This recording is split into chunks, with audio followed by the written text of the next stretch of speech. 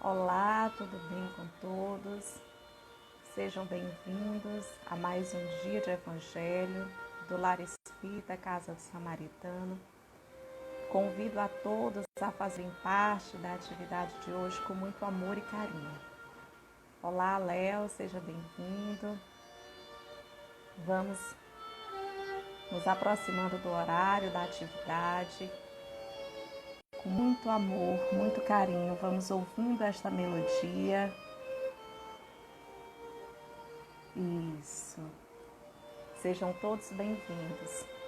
Carol, Paulo. Olá.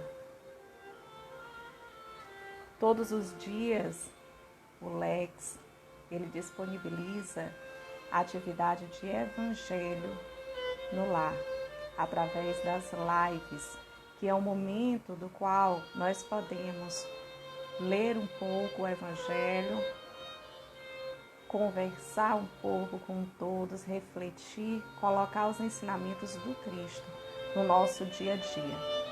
Eu gostaria só de saber se o áudio está ok, se está tudo bem. Seja bem-vindo, Cleiton,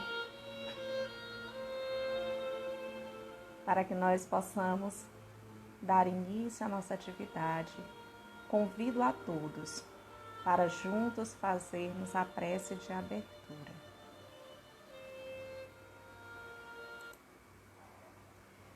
Vamos, para quem assim desejar, fechar os olhos. Vamos fazer um exercício de respiração. Vamos inspirar profundo e lentamente e eliminar o ar devagar. Quando você fizer a inspiração, sinta adentrar em seu corpo o amor, a paz, a harmonia. E ao expirar, você vai eliminando tudo aquilo que não te pertence, que não seja salutar ao teu corpo físico e espiritual. E praticando esse exercício através da respiração, nós vamos conseguindo equilíbrio. Equilíbrio este que é necessário para o nosso dia a dia, para enfrentarmos todas as atividades, obstáculos, com muito amor. Agradecemos a presença de todos, Senhor, encarnados, desencarnados, que estão hoje junto conosco na atividade do Evangelho. E pedimos dessa forma permissão para iniciarmos esta linda atividade. Que assim seja, graças a Deus.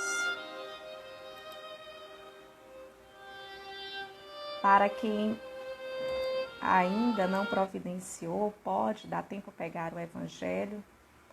O Evangelho de hoje, é um Evangelho sequenciado, e hoje nós estamos no capítulo 10, no item 17, que fala sobre a indulgência. Então, esta mensagem, eu vou fazendo a leitura e vou fazendo os comentários, as reflexões, porque existem coisas muito importantes aqui que nós precisamos parar um pouco para poder pensar sobre cada uma delas. A mensagem é de João, Espírito João. Ele é um bispo, do ano de 1862, e fala o seguinte: sede indulgentes com as falhas alheias, quaisquer que sejam. Julgueis com severidade somente as vossas próprias ações, e o Senhor usará de indulgência para convosco, como usastes para com os outros. Olha que interessante. A mensagem ela começa trazendo uma reflexão muito forte, que ela fala: você precisa ser indulgente com as falhas alheias. E ontem a colaboradora Denise, que explanou muito bem, falou sobre a indulgência. Indulgência é quando eu consigo me colocar no lugar do outro, sem julgar, sem criticar, por mais que às vezes eu não aceite aquilo que o outro fez, mas eu consigo me reportar para o seu lugar, para analisar talvez o porquê que aquele irmão fez ou agiu daquela forma. Quais as orientações que eu poderei dar a este irmão para que ele consiga sair da situação em que ele entrou. Observe que são orientações, e isso caso você seja solicitado a prestar. Às vezes apenas ouvir o que aconteceu. Então, ser indulgente é eu me comportar de uma forma não avaliativa, no sentido de não julgar. Eu saber, através do outro, que assim como o outro, eu também sou passivo de erros. A palavra, ela vem do latim, né? Indulgência, vem de indúgio, que significa para ser gentil. Então, será que eu consigo ser gentil com o outro, apontando o dedo para ele? Analisando, né, com o meu crivo o que o outro fez? É complicado, porque nós sempre queremos ter razão aos nossos olhos. E nem sempre aquilo que nós avaliamos é o certo. O outro não precisa de ninguém para apontar para ele, para julgar, para analisar.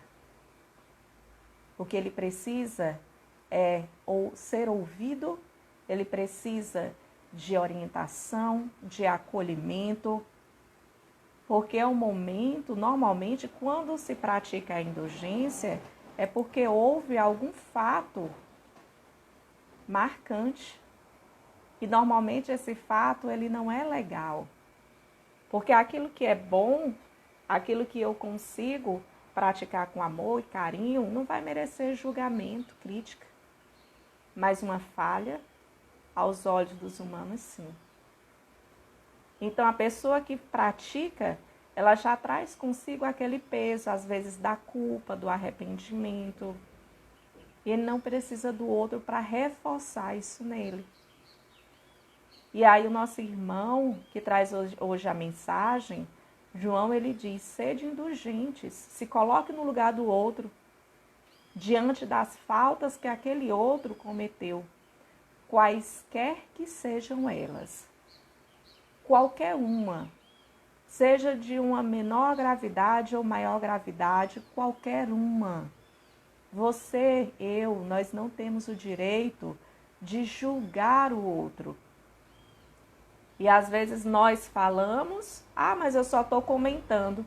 O só comentar é falar.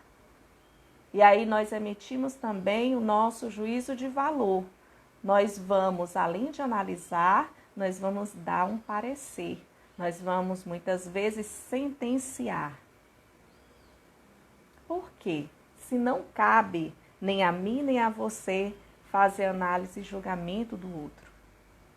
Porque nós também podemos ser julgados e analisados. Porque aquilo que eu faço com o outro, eu permito que faça também comigo.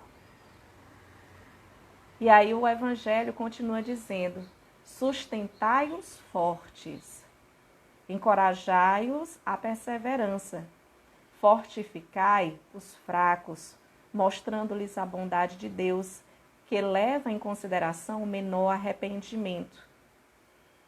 Então, eu tenho os fortes e tenho os fracos, dois grupos. Então, no caso, os fortes, eu preciso sustentar.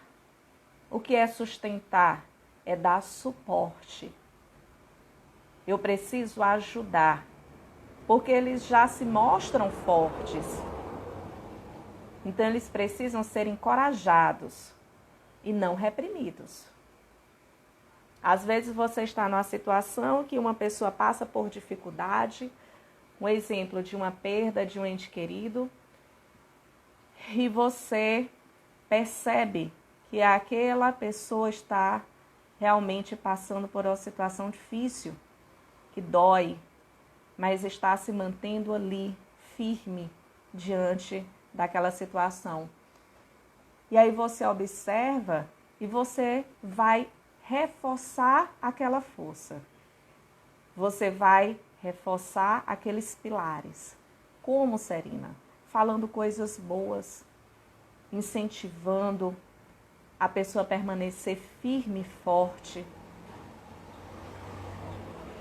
Então, você tem que saber se comportar diante dos fatos. Aqueles que são mais fracos, no sentido de se deixar envolver muito por situações conflituosas, por se estressarem, terem impaciência, serem rebeldes, por deixar despertar a ira, muitas vezes, diante de um fato, seja pequeno ou grande, você não pode chegar e rebaixar mais ainda. Você tem que chegar e mostrar a sua bondade, fortificar aqueles fracos. Olha, amigo, não é dessa forma. O que é que você acha que teria como consequência agir desse outro jeito? Não é? Mas normalmente nós gostamos é da conversa. Acontece um fato e aí você olha o fulano, o que é que ele fez? Meu Deus, isso não pode, isso é contra aquilo que ele sempre vem falando, aquilo que ele tenta mostrar para as pessoas. E aí você começa a ampliar estas situações. Não, você tem que parar e dizer, calma, se aconteceu isso com esta pessoa, com esse irmão, deve existir um motivo. E eu não posso chegar e terminar de pisar sobre ele, não.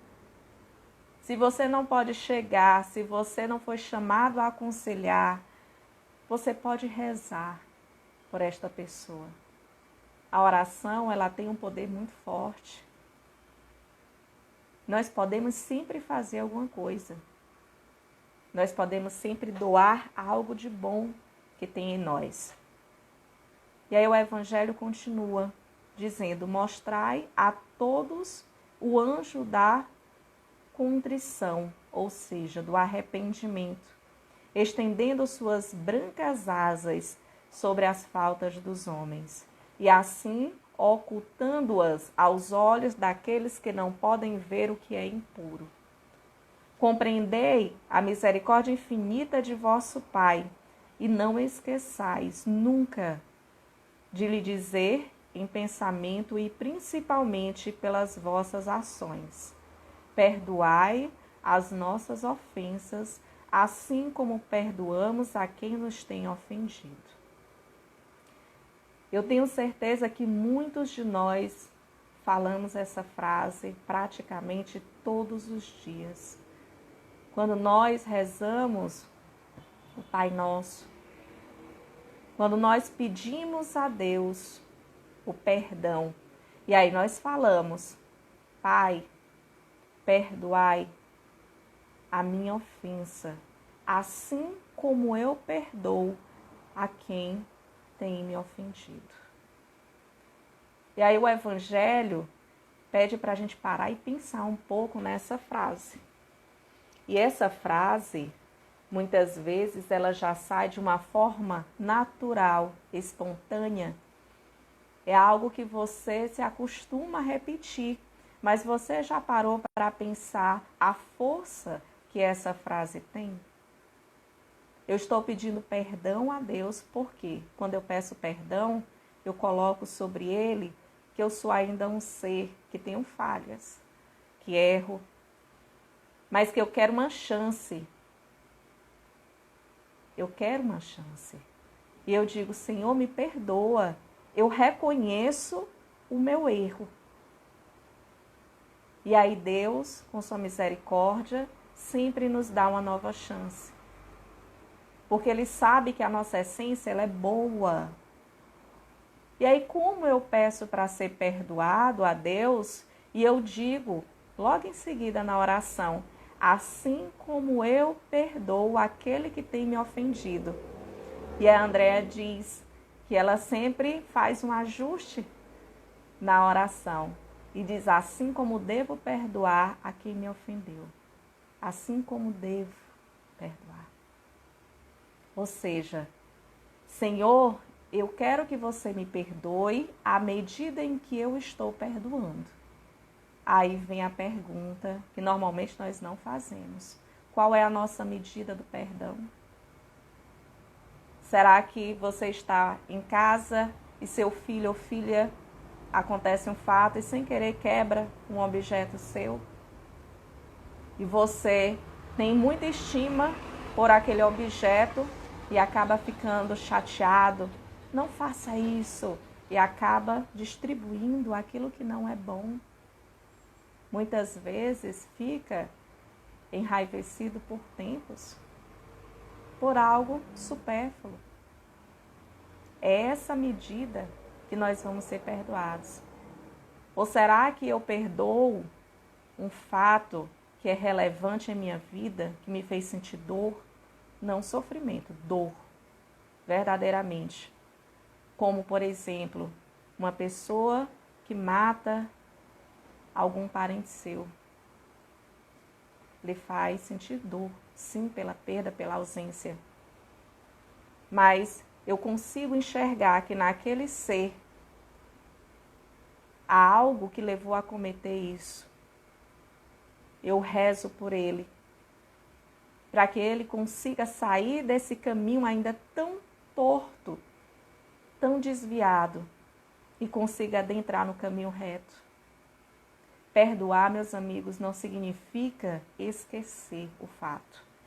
Perdoar significa você relembrar o fato e aquele fato não ser tão marcante assim para você, no sentido de lhe trazer sofrimento.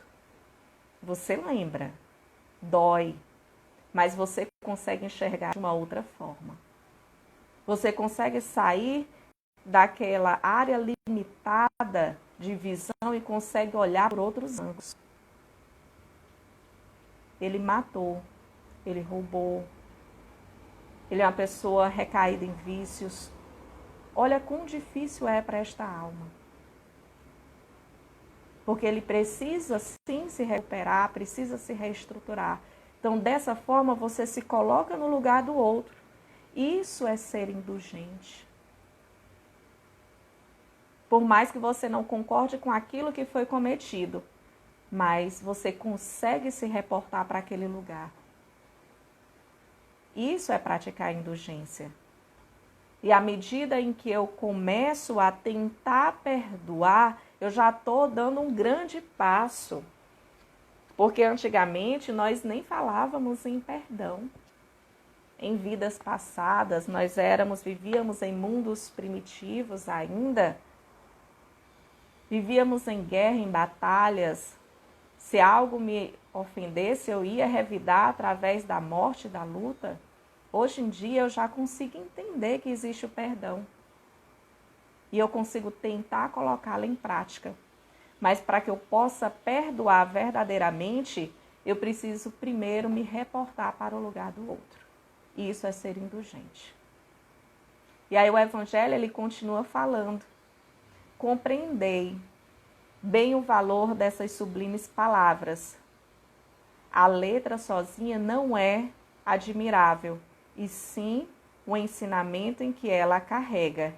Ou seja, não adianta apenas eu falar. Para falar é muito fácil, é muito prático. Todo mundo consegue expressar. Agora, o que vale mesmo para Deus é o ato. Muitas vezes eu não preciso nem falar, basta praticar. Então, se todos os dias nós fazemos a oração do Pai Nosso, nós pedimos perdão a Deus, assim como nós perdoamos o nosso próximo, é chegada a hora de deixarmos a esfera apenas da oratória e irmos também para a esfera da prática. colocarmos em prática. E tenha certeza que para você colocar em prática, você precisa passar pelo ato. Você precisa viver experiências das quais vão exigir de você o perdão, a indulgência. Porque senão como é que você vai saber se aprendeu?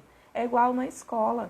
A escola, ela traz para você o ensinamento através dos professores e logo após você tem a prova. O que é a prova? É quando você coloca em prática aquilo que você aprendeu. Na nossa vida, as provas são as experiências. E ali você vai saber se realmente vai ser aprovado ou se vai precisar repetir mais um ano para aprender melhor. Enquanto não aprender, você não segue, no sentido de estar rumo ao progresso espiritual. Você fica na tentativa, no seu melhoramento até aprender aquela lição. Por isso, se nós sabemos o que é que nós precisamos fazer, vamos colocar em prática. Sim, vamos começar a praticar a indulgência dentro de casa. É o lugar mais próximo e que tem muitos casos que você pode praticar. Com seu pai, sua mãe, seu filho, filha, cônjuges, irmãos, todos. E até mesmo eles com você. Porque não é você que vai apenas praticar, eles também podem praticar com você. E aí, continuando o Evangelho, diz o seguinte: que solicitais ao Senhor ao lhe pedir perdão? O que você pede a Deus quando você clama a Ele o perdão? Apenas o esquecimento de vossas faltas? Esquecimento que em nada resultaria, pois, se Deus se contentasse em esquecer as vossas faltas, não vos puniria, mas também não vos recompensaria. Seria algo neutro. Eu pratiquei algo ruim, pedi perdão a Deus, Ele me perdoou. Pronto, esqueceu, zerou, 0 a 0. Neutro. Não é assim.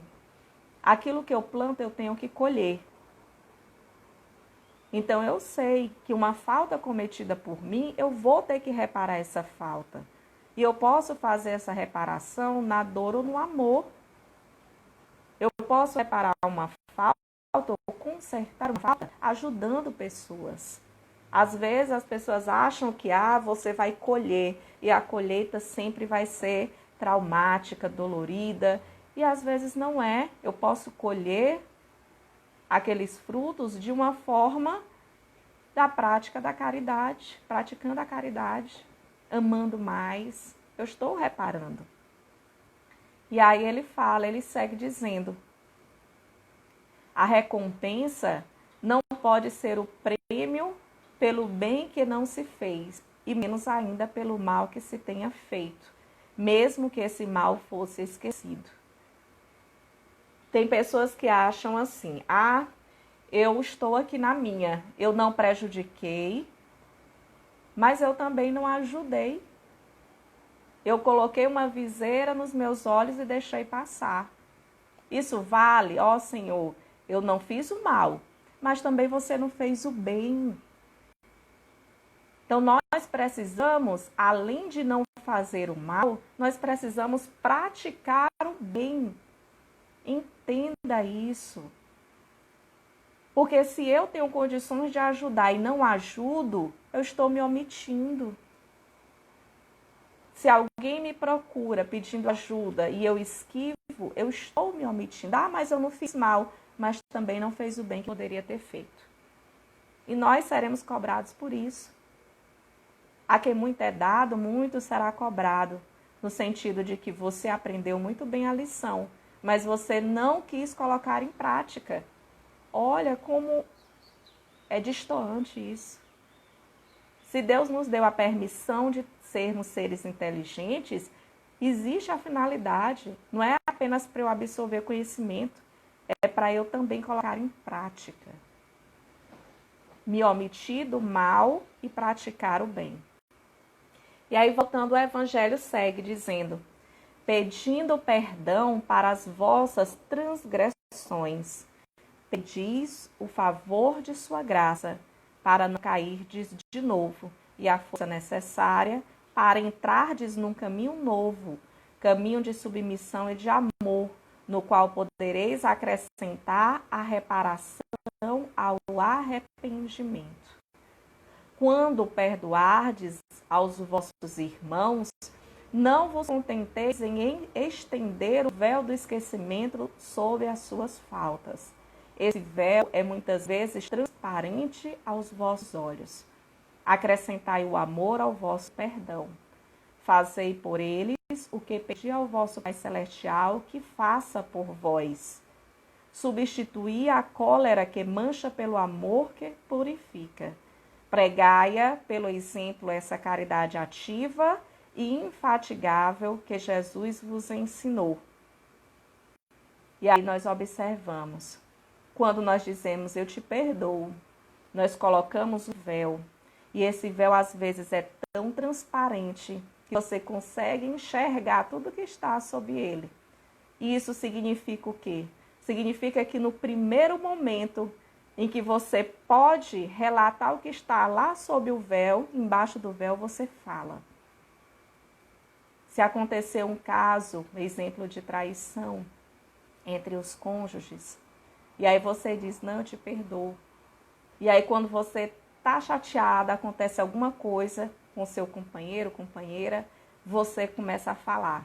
Ah, mas você lembra daquele fato? E aí conta, narra todo o fato. Você revive o fato. Então você não perdoou. Você consegue ver através do véu, que está bem transparente. Ainda está marcante em você.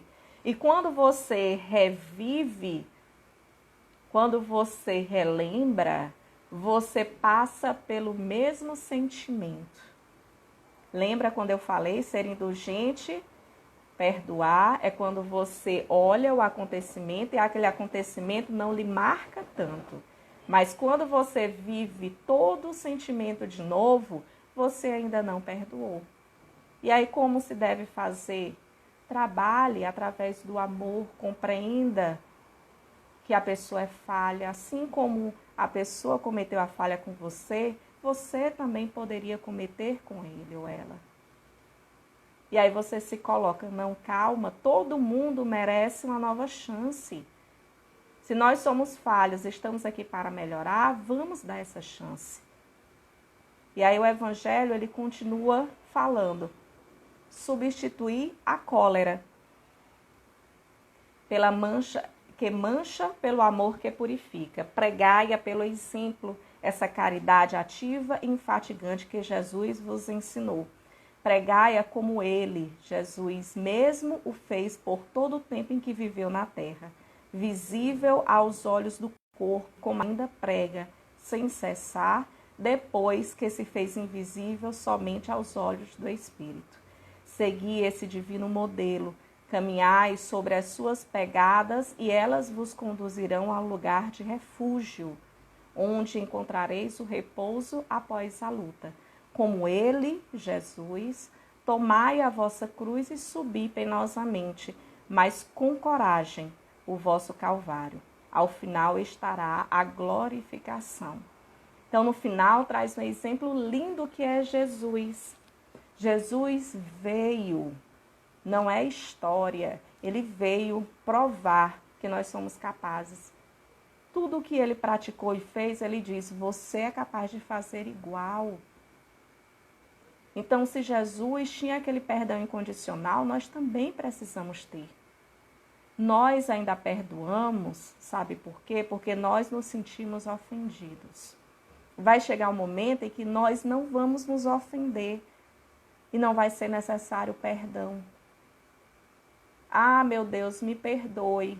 Deus não se sente ofendido, porque Ele sabe quem nós somos. E nós somos seres que estamos passo a passo melhorando. Então Ele não vai dizer, ah, eu te perdoo. Só perdoa quem se sente ofendido.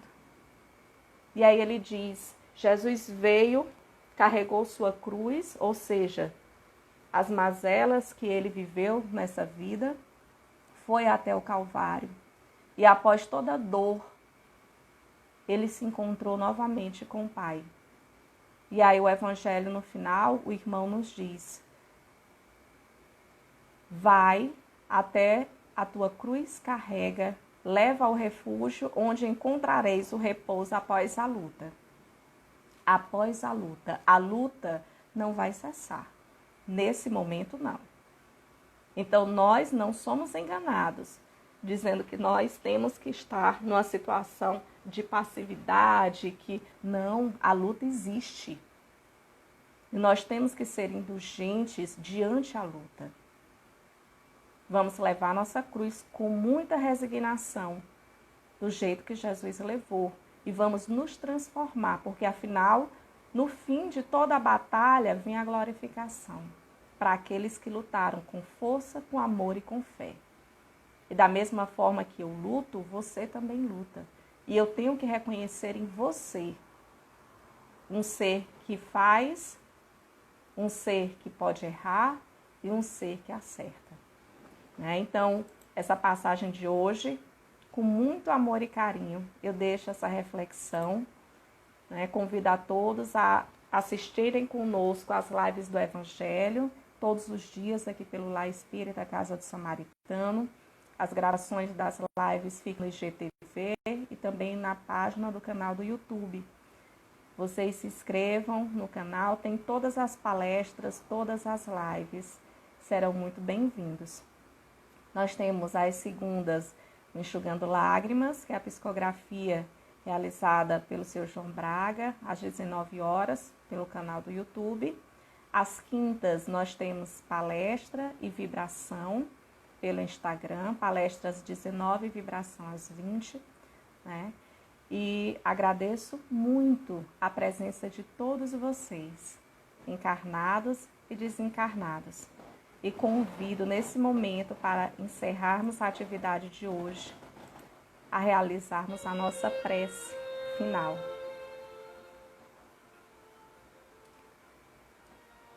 Vamos ouvir esta melodia.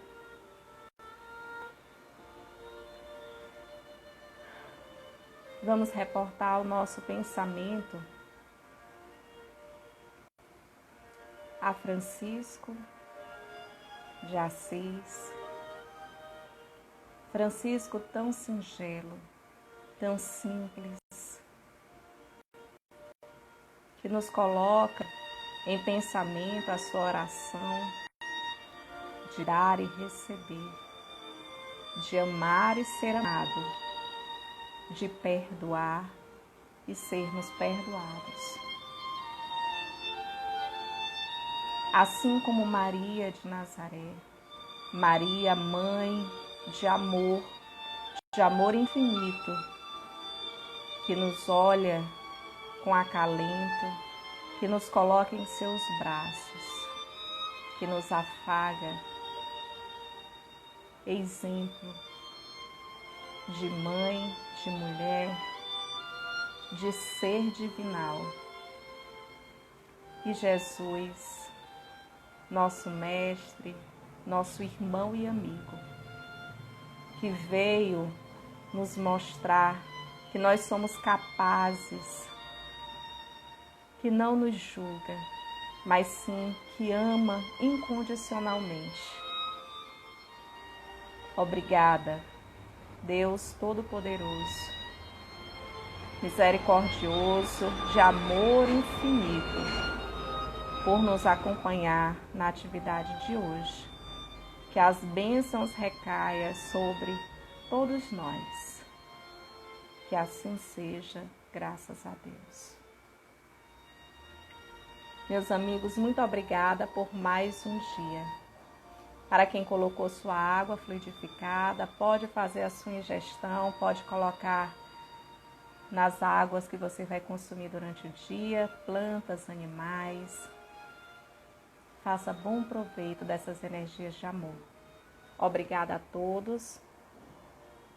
Que assim seja, graças a Deus.